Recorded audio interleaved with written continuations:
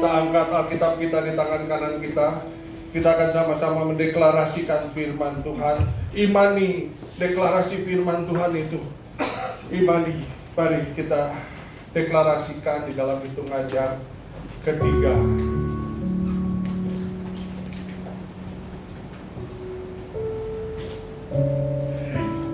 Yuk, 2, 3. Aku percaya firman-Mu berkuasa. Aku percaya firman-Mu dapat mengubah seluruh hidupku. Aku percaya firman ini adalah Tuhan sendiri. Aku siap untuk menerimanya dan melakukannya.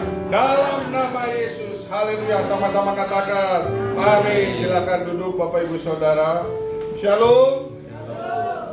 Aduh, pagi-pagi harusnya antusias dan semangat ya. Apalagi yang sudah berlibur ya harusnya lebih semangat lagi ya. Shalom Bapak Ibu Saudara. Shalom. Apa kabarnya? Luar biasa. Tetap semangat di dalam Tuhan, amin. Amin. Oke, kita akan tetap melanjutkan serial Great Harvest ya. Tuaian besar di tahun 2025 ini. Saya berdoa semua jemaat GBI-WTC mengalami tuaian. Amin. Amin. Sebagian yang bilang amin. Nggak yakin di tahun 2025 mendapat tuaian. Saya berdoa semua jemaat GBI WTC Cilegon mendapatkan tuaian yang besar di tahun ini. Amin. Oke. Nah, judul khotbahnya yaitu multiplication atau multiplikasi atau pelipat gandaan. Kalau kita mendengar kata pelipat gandaan atau multiplikasi, jujur ya jawabnya. Apa yang ada di benak Bapak Ibu Saudara?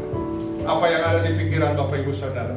Kalau mendengar multiplikasi, coba kita sefrekuensi enggak ya? Coba apa yang ada di pikiran Bapak Ibu Saudara kalau mendengar kata multiplikasi atau pelipat gandaan?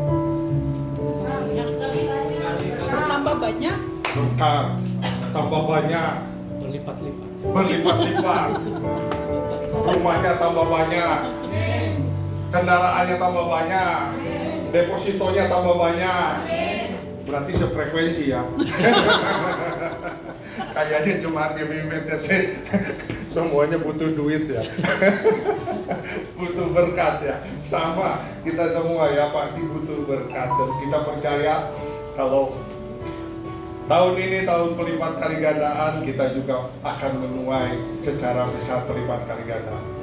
Tapi kita akan belajar lebih banyak lagi tentang multiplikasi ini, tentang pelipat gandaan ini. Bukan cuma berkat saja ya, tetapi Tuhan akan berikan lebih lagi. Di sini ada 4 macam tuaian. Ini saya review aja yang sudah berkali-kali disampaikan ya. Ada 4 macam tuaian di tahun penuaian yang besar ini. Yang pertama ya, tuaian jiwa-jiwa ya. Mungkin ini masih suasana libur ya, jadi masih banyak kursi-kursi yang kosong. Tapi kita sepakat ya semua pada saat kita berdoa agar WTC Cilegon juga dipercayakan Tuhan lebih lagi untuk menuai jiwa-jiwa. Amin. Ya, sehingga tidak ada lagi kursi-kursi yang kosong, semuanya terisi ya.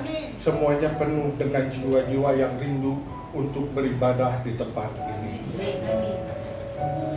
Dan yang kedua yang tadi sudah kita bahas yaitu tuaian berkat ya. Berkat itu bukan berbicara cuma masalah duit saja ya.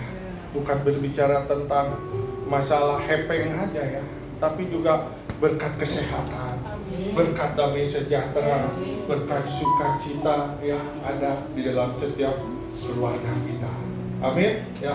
Ini kita berbicara tuaian berkat, dan sekali lagi saya berdoa setiap tuaian yang ada yang Tuhan berikan semua mengalami di tempat ini. Amin ya. Yang ketiga, nah, tuaian buah roh. Enggak bosan-bosan ya.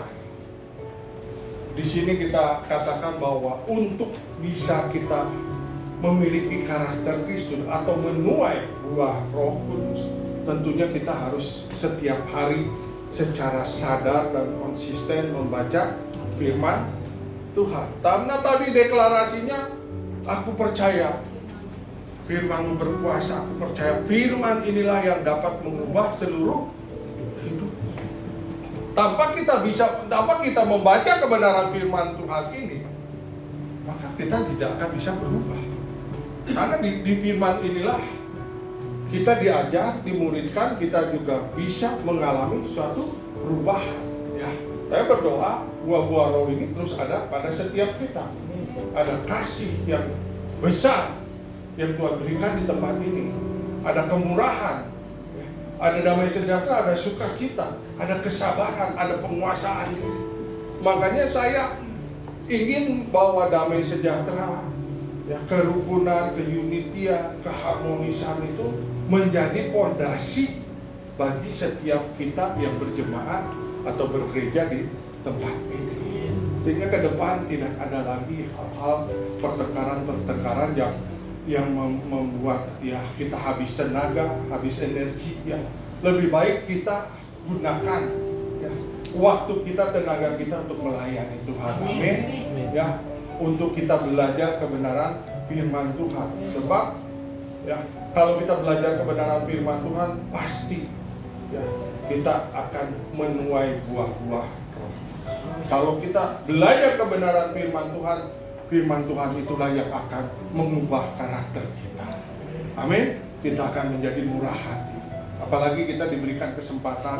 Ini yang terakhir ya, kita menabur untuk tanah 12 hektar. Minggu depan sudah nggak ada lagi, karena besok Selasa kita akan serahkan di KPN untuk tuayan. Ya, jadi yang masih rindu untuk menabur, masih ada kesempatan hari ini dan akhir untuk kita menabur ya. Karena dengan menabur kita pasti menuai ya. Dengan menabur benih pasti kita juga akan menuai atau kita akan panen ya. Dan yang keempat yaitu tuayan murka Tuhan. Sekarang kita masuk ya ke pengajaran. Kita baca atau buka firman Tuhan di dalam Matius 14 ayat 13 sampai 20. Semuanya yang bawa Alkitab ya dibuka Matius 14 ayat 13 sampai 20 ya. Kita akan baca bergantian. Matius 14 ayat 13 sampai 20. Yang sudah ketemu katakan amin. Amin. Belum semuanya ya. Matius 14, saya minta semuanya buka Alkitabnya ya. Kita akan baca supaya kita bisa maksimal di dalam belajar kebenaran firman ini Tuhan, dengan membaca kebenaran firman ini. Matius 14 ayat 13 sampai 20. Ayat ke-13 saya bacakan. Setelah Yesus mendengar berita itu, menyingkirlah ia dari situ dan hendak mengasingkan diri dengan perahu ke tempat yang sunyi. Tetapi orang banyak mendengarnya dan mengikuti dia dengan mengambil jalan darat dari kota-kota mereka. 14 Bapak Ibu Saudara, 2, 3. Ketika Yesus datang, ia melihat orang banyak yang besar jumlahnya, maka tergeraklah hatinya berbelas kasihan kepada mereka, dan ia menyembuhkan mereka yang sakit. Menjelang malam, murid-muridnya datang kepadanya dan berkata, tempat ini sunyi dan hari sudah mulai malam. Suruhlah orang banyak itu pergi supaya mereka dapat membeli makanan di desa-desa. 16, 2, 3. Tetapi Yesus berkata kepada mereka, tidak perlu mereka pergi, kamu harus memberi mereka makan. Jawab mereka, yang ada pada kami di sini hanya 5 roti dan 2 ikan. 18, 2, 3. Yesus berkata, bawalah mereka padaku. Lalu disuruhnya orang banyak itu duduk di rumput, dan setelah diambilnya 5 roti dan 2 ikan itu, Yesus menengadah ke langit dan mengucap berkat, lalu memecah-mecahkan roti dan memberikannya kepada murid-muridnya, lalu murid-muridnya membagi-bagikannya kepada orang banyak. 20, 2, 3. Dan mereka semua makan sampai kenyang. Kemudian orang mengumpulkan potongan-potongan roti yang sisa 12 batu. Jadi bagaimana caranya untuk mengalami pelipat gandaan?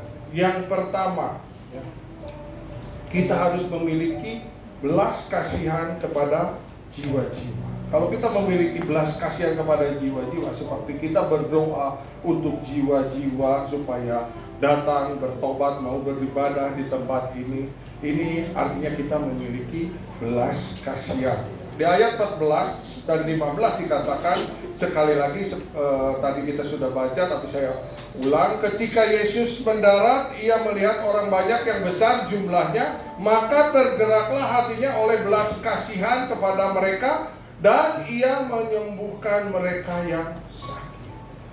Sebetulnya Tuhan Yesus dengan murid-muridnya itu mau mengasingkan diri, ya.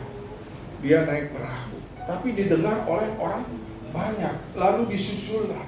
Pada saat mendarat, ya, Tuhan sudah melihat orang banyak. Disitulah timbul belas kasihan. Padahal saat itu mungkin dari pagi pelayanannya sudah padat. Ya. Tuhan Yesus bersama murid-muridnya mungkin saat itu mau beristirahat, mau cuman sharing dengan murid-muridnya sambil bakar-bakar ikan gitu ya, sambil ngobrol-ngobrol gitu kan. Tapi ngelihat orang banyak yang sudah datang, yang sudah menunggu, maka tergeraklah hati Tuhan Yesus dengan belas kasihan. Akhirnya pelayanan terjadi lagi atau dilanjutkan kembali di sore hari itu ya, sampai malam. Tapi apa yang dikatakan oleh murid-muridnya? Mungkin murid-muridnya tidak mengerti bagaimana caranya mengalami pelipat ganda, yaitu harus memiliki belas kasihan. Murid-muridnya malah mengatakan, menjelang malam murid-muridnya datang kepada Tuhan Yesus dan berkata, tempat ini sunyi dan hari sudah mulai malam. Suruhlah orang banyak itu pergi supaya mereka dapat membeli makanan. Murid-muridnya nggak mengerti. Malah mereka suruh orang-orang banyak itu pulang pergi untuk karena hari sudah sunyi, tempatnya sunyi, ya sudah malam, biar mereka pergi ke kampung-kampung untuk membeli makanan.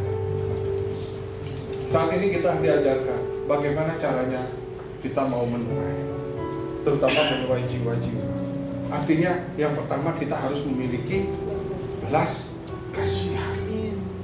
Tanpa belas kasihan tidak mungkin ada penuaian, karena belas kasihan inilah yang akan menarik pelipat gandaan, baik di dalam pelayanan maupun di dalam pekerjaan kita. Yang menjadi pengusaha, kita harus memikirkan juga orang-orang yang ada di bawah.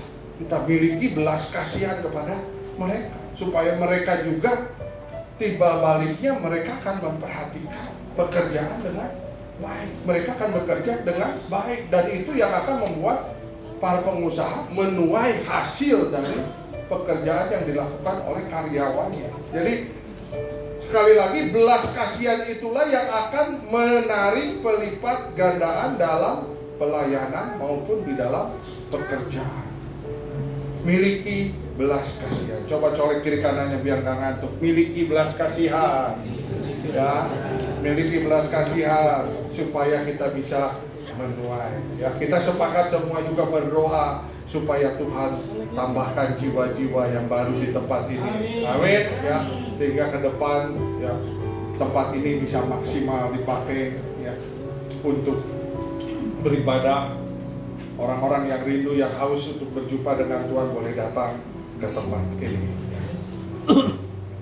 Nah, Hudson Taylor mengatakan bahwa semua rencana besar kita akan gagal jika kita tidak memiliki kasih sayang kepada jiwa-jiwa seperti yang dimiliki Kristus.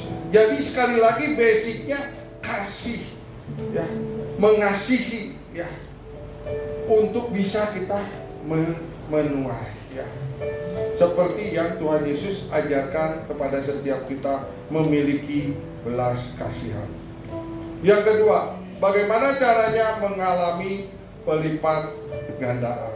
Di ayat yang ke-16 dikatakan, tetapi Yesus berkata kepada mereka, tidak perlu mereka pergi, kamu harus memberi mereka makan. Murid-murid dikatakan, hari sudah sunyi, hari sudah malam, biarkan mereka pergi. Tapi Tuhan Yesus mengatakan, tidak perlu mereka pergi. Bahkan dengan tegas Tuhan Yesus mengatakan kamu harus memberi mereka makan. Kenapa Tuhan Yesus dengan tegas mengatakan kamu harus memberi mereka makan? Mungkin murid-muridnya bingung ya. Ribuan orang, bagaimana caranya harus memberi makan? Tapi Tuhan ingin supaya setiap kita terlibat secara aktif dalam proses melipat ganda. Amin. Pertanyaan saya sekarang, bisa nggak Tuhan Yesus saat itu memberi makan tanpa melibatkan murid-murid? Bisa. Bisa nggak? Bisa. Sangat bisa. Tuhan Yesus bisa aja nggak melibatkan murid-muridnya untuk memberi makan semua orang-orang yang kumpul saat itu yang jumlahnya ribuan.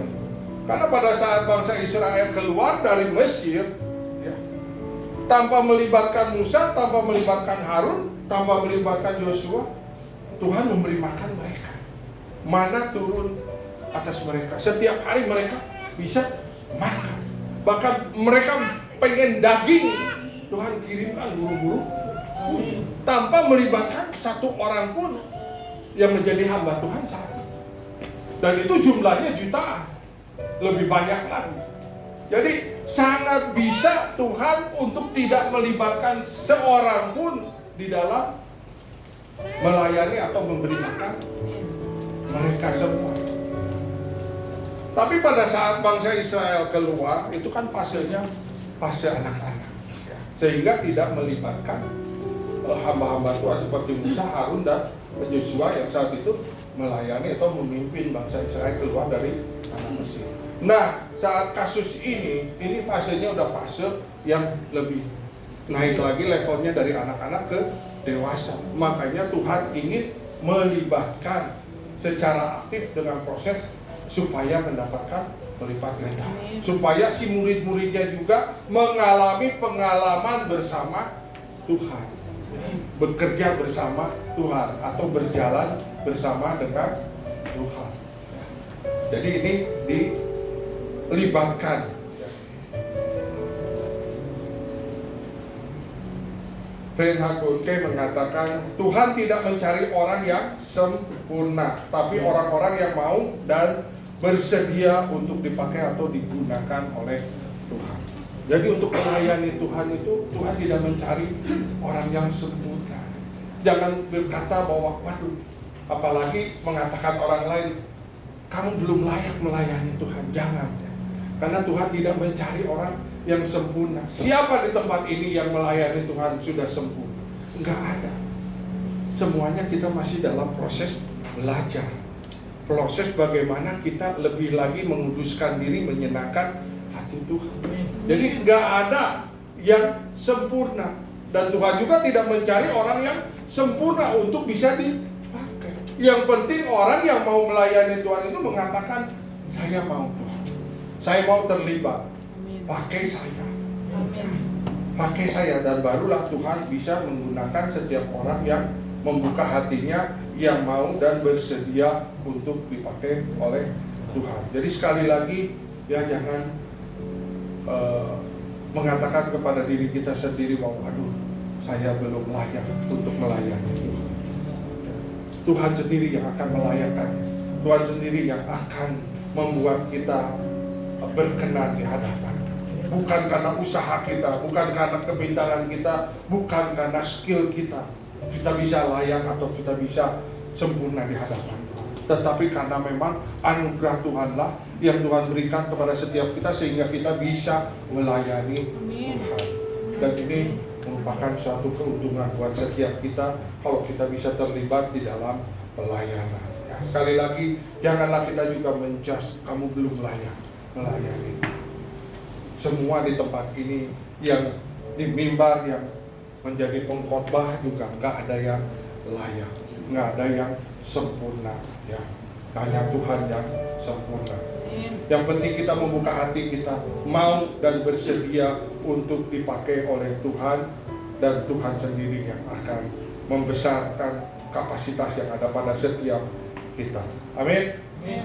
Yang ketiga, bagaimana caranya untuk mengalami pelipat gandaan? Ayat yang ke-17 dikatakan jawab mereka, yang ada pada kami di sini hanya 5 roti dan 2 ikan. Pada saat Tuhan Yesus mengatakan kamu harus memberi makan mereka, dia bingung harus menjawab apa.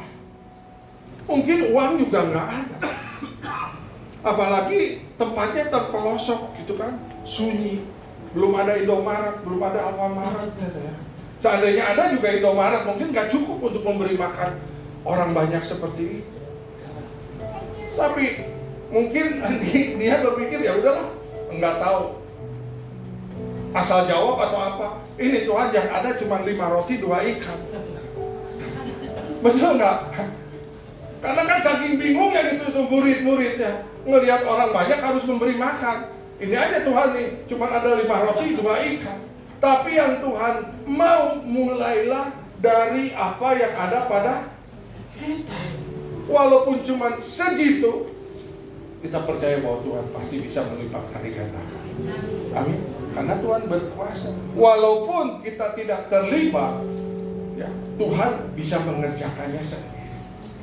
Tapi Tuhan mau selalu supaya kita juga terlibat, ya, untuk supaya kita mengalami pengalaman pribadi dengan Tuhan. Ya. Bapak Gembala kita mengatakan begini, Tuhan sanggup melakukan mukjizat baik dengan banyak maupun dengan sedikit. Jadi buat Tuhan itu nggak ada masalah. Mau tersedia banyak, ya, mau cuma ada sedikit, ya, tapi Tuhan bisa mengerjakan. Ini statement dari senior pastor kita, Pak Wiryo Hadi. Yang keempat, bagaimana caranya mengalami pelipat gandaan? Di ayat ke-18, Yesus berkata, bawalah kemari kepadaku. Ya. Jadi serahkan kepada Tuhan apa yang kita miliki sekarang. Sekecil apapun yang kita punya, Tuhan pasti sanggup untuk memperbesar atau melipat kali gandakan. Ya. Asal kita menyerahkan. Mungkin saat ini kita sedang bergumul. Saya nggak tahu ada pergumulan apa yang dihadapi oleh setiap kita. Tapi semua serahkan kepada Tuhan. Karena Tuhan sendiri yang sanggup memulihkan setiap kita, sanggup mengobati setiap kita, sanggup membereskan apapun yang menjadi pergumulan masalah kita. Yang penting serahkan kepada Tuhan Yesus dan percaya saja bahwa Tuhan mampu dan sanggup memulihkan atau melipat kali gandakan setiap yang ada pada kita. Korintus mengatakan kita harus belajar untuk tidak terlalu menggenggam atau terlalu erat memegang hal-hal dalam kehidupan kita. Karena jika terlalu erat maka kita akan merasa sakit ketika Tuhan mengambilnya dari kita. Kita minta berkat sama Tuhan. Tuhan memberkati kita. Janganlah kita terlalu erat menggenggam berkat yang Tuhan berikan itu, sehingga pada saat Tuhan memintanya kembali kita tidak merasa sakit. Kita harus berserah kembali kepada Tuhan. Kalau Tuhan memberkati kita, artinya Tuhan juga punya tujuan atas diri kita, supaya kita bisa menjadi saluran berkat. Kalau kita pegang erat, apalagi berkat yang namanya berkat uang gitu ya. Kalau kita memegang terlalu keras, terlalu kuat, saat Tuhan mau mengambil, akhirnya kayak tarik-tarikan dengan Tuhan. Dan kita pun akan merasa sakit gitu kan. Kalau Tuhan, ya Tuhan kan pasti bisa aja mengambil secara paksa begitu, dengan caranya yang ajaib. Betul nggak? Ya. Tetapi kalau kita berserah kepada Tuhan, Tuhan mau pakai silakan. Dan kita percaya, kalau Tuhan ambil, pasti Tuhan juga kembalikan berlipat kali. Pada saat cerita seorang anak muda, Tuhan apa yang harus lagi saya kerjakan untuk supaya saya bisa mengikuti Engkau? Tuhan katakan ini semua sudah kita lakukan. Yang terakhir, berikan hartamu kepada, jual hartamu dan bagikan pada, itu tidak dikerjakan. Kenapa? Karena dia memegang erat harta benda, sehingga keselamatan tidak terjadi kepada anak muda tersebut. Karena dia sangat erat dengan kuat memegang harta benda. Dia takut dengan kehilangan harta benda. Padahal Allah kita adalah sumber berkat kita. Amin. Berkat Tuhanlah yang menjadikan kita kaya, susah payah tidak menambahi. Oleh karena itu, kalau kita diberkati oleh Tuhan, tadi kita minta tuaian berkat. Benar? Setuju? Dan kita sefrekuensi yang ada di pikiran kita, pelipat kali gandaan itu atau berkat itu berbicara tentang ya tabungan, ya kekayaan, ya. Tapi kita percaya kalau Tuhan berkati, jangan genggam dengan erat, supaya pada saat Tuhan memintanya kita tidak terlalu sakit ya untuk menyerahkannya. Karena kita percaya Tuhan pasti mengembalikan. Nah, ini yang diajarkan, benih harus ditabur. Artinya diserahkan kepada Tuhan Yesus, baru kita bisa mengalami berlipat gandaan. Kalau kita memegang secara erat, gak mungkin bisa ditaburkan. Ya. Gak mungkin kita mengalami penuaian, gak mungkin kita mengalami panen. Ya, karena kita tidak mau menyerahkan benih yang seharusnya ditaburkan. Saya dengan cepat aja karena waktunya ya. Yang kelima, untuk mengalami berlipat gandaan, ya. Di ayat 19 dikatakan setelah semuanya diserahkan kepada Tuhan Yesus, walaupun cuma sedikit, cuma ada 5 roti dan 2 ikan, lalu disuruhlah orang banyak itu duduk di rumput, dan setelah diambilnya 5 roti dan 2 ikan itu, Yesus menengadah ke langit dan mengucap berkat, lalu memecah-mecahkan roti itu dan memberikannya kepada murid-muridnya, lalu murid-muridnya membagi-bagikannya kepada orang banyak. Tuhan mengucap berkat atau mengucap syukur. Kita percaya dengan mengucap syukur akan terjadi multiplikasi. Amin. Dengan mengucap syukur, Tuhan akan tambahkan berkatnya kepada setiap kita. Ya. Jadi mengucap syukurlah dalam segala hal. Balik dalam kondisi kita saat ini mungkin sedang ada di dalam lembah baka, ya. Ada di masa titik terendah kita, mengucap syukurnya. Karena Tuhan pasti bisa memulihkan, membalikkan situasi kondisi apapun juga. Apalagi saat ini mungkin kita sedang diberkati oleh Tuhan. Harus lebih lagi kita mengucap syukur. Makanya firman Tuhan ajarkan kepada setiap kita, mengucap syukurlah dalam segala hal. Baik itu dalam kondisi baik, baik itu dalam kondisi sehat, maupun dalam kondisi yang tidak baik atau kondisi sakit. Mengucap syukurlah. Karena dengan mengucap syukur, segala sesuatu yang mati Tuhan bisa hidupkan. Amin. Segala sesuatu yang minus Tuhan bisa ubah menjadi surplus. Amin. Mengucap syukurlah ya. Karena Tuhan juga mengajarkan kepada setiap kita dengan mengucap syukur, roti yang cuma ada 5 dan ikan yang ada 2 bisa memberi makan ribuan. Bahkan masih sisa 12 bakul. Nah, yang keenam, cara mengalami pelipat gandaan, yaitu mengelola berkat Tuhan dengan baik dan hidup tidak boros. Ayat yang ke-20 dikatakan, dan mereka semua makan sampai kenyang. Kemudian orang mengumpulkan potongan-potongan roti yang sisa 12 bakul dan diserahkan kepada murid-murid ya, yang 12 orang. Supaya pada saat nanti Tuhan perlu lagi, murid-muridnya sudah punya ya bakul-bakul yang ada. Jadi pada saat Tuhan memberkati setiap kita, mintalah kekuatan untuk supaya kita bisa mengelola berkat itu ya. Kita tidak boros, kita mengerti dengan hikmat yang dari Tuhan apa yang harus dikerjakan dengan berkat-berkat Tuhan ya. Jangan dimakan semuanya ya. Jangan dihabiskan semuanya ya. Karena kita harus menghadapi terus hidup kita supaya berjalan dengan baik. Rick Warren mengatakan, ketika kamu mengelola uang Tuhan dengan setia, kamu menunjukkan bahwa Dia dapat mempercayakan lebih banyak hal kepada kamu. Pada saat Tuhan melihat bahwa kita setia, bahwa kita bisa mengelola berkat Tuhan, maka Tuhan akan mempercayakan lebih banyak lagi hal kepada setiap kita. Contohnya yang menerima 1 talenta, 2 talenta, 5 talenta. Yang bisa dipercaya bahkan ditambahkan. Yang tidak bisa dipercaya, Tuhan ambil. Pilihan ada di Bapak Ibu Saudara. Kita kalau mau dipercaya oleh Tuhan, yuk kita kerjakan secara baik ya, untuk supaya Tuhan bisa mempercayakan lebih lagi ya.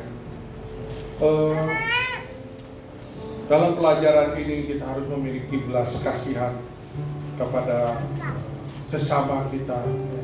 Puji Tuhan, di bulan kemarin kita juga sudah mengadakan bansos ya. Seperti tahun-tahun sebelumnya kita lakukan, bahkan kita sudah bekerja sama dengan Grand Krakatau itu kurang lebih sekitar 10 kali ya. Udah 10 tahun akhirnya ya. Dulu kita sama-sama dengan Pak Sabar ya, Pak Sabar ya. Jadi bulan kemarin kita yang ke-10 kali ya, ke-9 masih dengan Pak Sabar ya, puji Tuhan ya. Ini adalah bentuk dari kita memiliki belas kasihan. Ada 4 kelurahan di kota Cilegon ini yang dibagikan oleh sembako yang kita siapkan bekerja sama dengan pihak Grand Krakatau ya. Kebetulan kemarin Ko Joni nggak ada karena Ko Joni lagi berlibur bersama keluarganya, jadi diwakili oleh Pak Yuwan seperti biasa ya. Dan ini kemarin yang ikut-ikut mendampingi ya, sama-sama kita membagikan sembako kepada warga yang ada di 4 kelurahan kemarin di kota Cilegon ya. Ini perwakilan aja, kalau kita semua hadir kan terlalu sempit gitu tempatnya, jadi diwakili oleh teman-teman kita ya. Beri kemuliaan dulu buat Allah kita ya.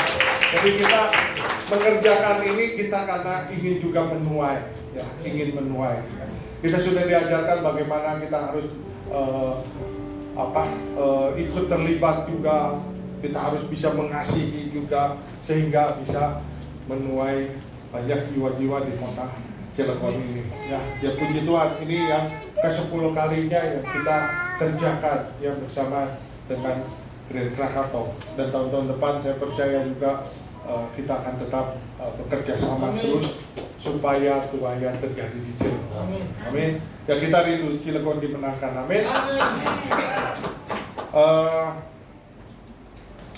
Kita akan masuk di dalam perjamuan kudus ya. Saya undang Wara Singa dan pemain musik.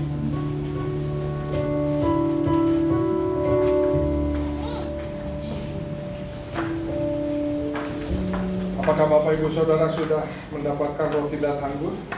Kalau belum, boleh mengangkat tangan, nanti pekerja akan melayaninya. Perjamuan kudus ini hanya diperuntukkan kepada setiap kita yang sudah dibaptis dan sudah berusia 12 tahun. Kalaupun belum dibaptis tapi sudah berusia 12 tahun, asal percaya boleh mengambilnya untuk menerima perjamuan kudus ini.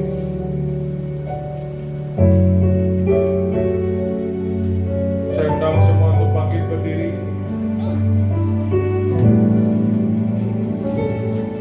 Sejauh timur dari mana Engkau membuang dosaku, tiada kau ingat lagi.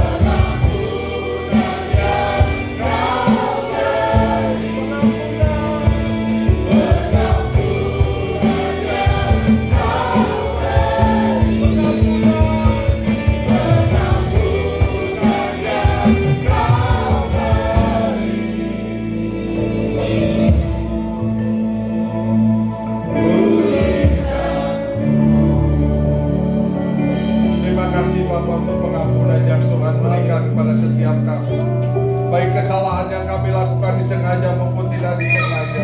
Baik dosa perkataan, perbuatan maupun dosa pikiran kami Tuhan. Kuduskan kami. Saat ini kami mau menyambut tubuh dan darah-Mu Tuhan. Terus selidiki hati kami Tuhan. Kami mohon perkenanan untuk kami bisa menerima tubuh dan darah-Mu yang menjadi pengingat bagi kami bahwa keselamatan yang Tuhan berikan adalah keselamatan anugerah yang Tuhan limpahkan kepada setiap kami. Bukan hasil usaha kami Tuhan, tapi karena Engkau yang mengasihi kami terlebih dahulu, supaya setiap kami yang percaya kami mendapatkan keselamatan yang daripada-Mu Tuhan. Sekarang kami akan menyambut tubuh dan darah-Mu Tuhan. Terima kasih Bapa, terima kasih untuk perjamuan kudus ini Bapa. Mari angkat roti di tangan kanan kita tinggi-tinggi. Dengarkan firman Tuhan. Sebab apa yang telah kuteruskan kepadamu telah aku terima dari Tuhan, yaitu bahwa Tuhan Yesus pada malam waktu Ia diserahkan mengambil roti, dan sesudah itu Ia mengucap syukur atasnya. Ia memecah-mecahkannya dan berkata, inilah tubuhku yang diserahkan bagi kamu. Perbuatlah ini menjadi peringatan akan aku. Saudara yang terkasih, bukankah roti yang atasnya kita ucapkan syukur adalah persekutuan kita dengan tubuh Kristus? Amin. Mari kita makan di dalam nama Tuhan Yesus Kristus.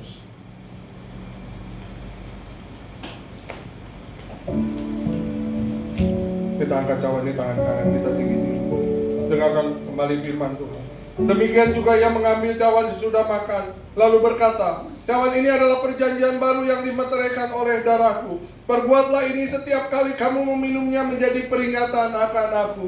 Saudara yang terkasih, bukankah cawan yang atasnya kita ucapkan syukur adalah persekutuan kita dengan darah Kristus? Mari kita minum di dalam nama Tuhan Yesus Kristus. Angkat kedua tangan kita, ucapkan syukur, ucapkan terima kasih atas segala kebaikan. Terima kasih.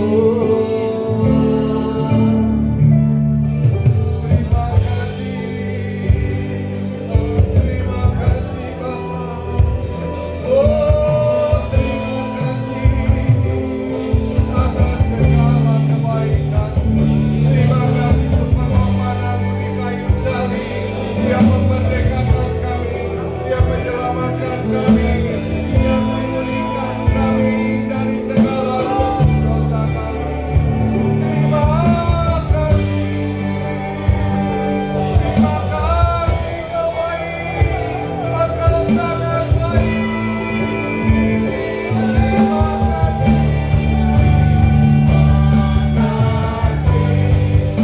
Yesus. Terima kasih, Yesus.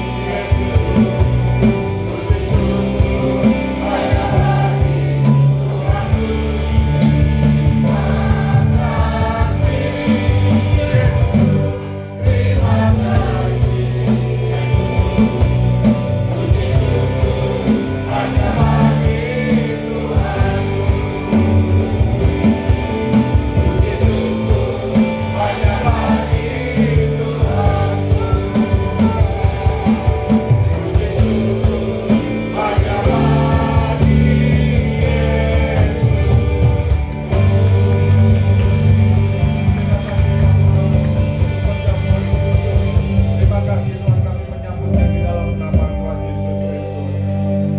Di dalam nama Tuhan Allah kami yang hidup, kami sudah berdoa mengucap syukur. Haleluya. Sama-sama katakan amin. Silakan duduk dulu. Kami akan menyambut setiap yang berulang tahun di bulan Maret, dan sampai hari ini silakan untuk maju ke depan. Kita akan mendoakan yang berulang tahun.